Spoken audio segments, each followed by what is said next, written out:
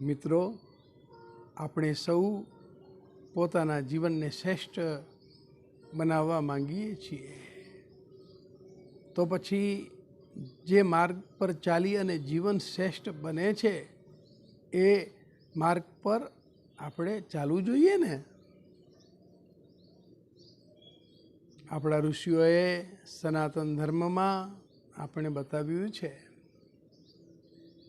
કે સૂર્યનારાયણ ભગવાન પ્રત્યક્ષ દેવ છે અને સૂર્યનારાયણ ભગવાનની ઉપસ્થિતિ પૃથ્વી ઉપર આપણે અનુભવીએ એ પહેલાં આપણે જાગી જવું જોઈએ.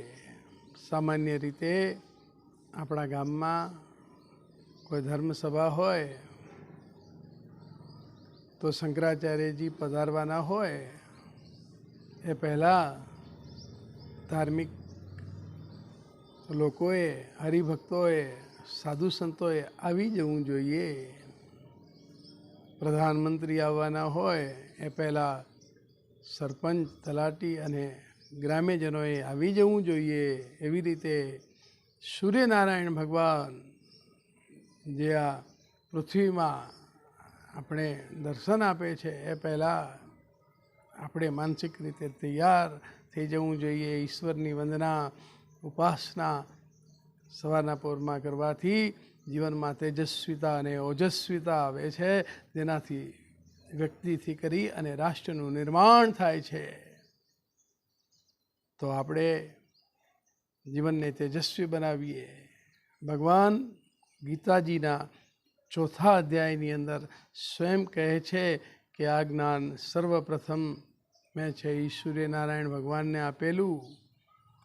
સૂર્યનારાયણ ભગવાને એમના પુત્ર વ્યવસ્યજીને આપેલું છે. વ્યવસ્યજીએ ઈક્ષ્વાકુ મહારાજને આપેલું છે. ઈક્ષ્વાકુ મહારાજે મનુ ભગવાનને આપેલું છે.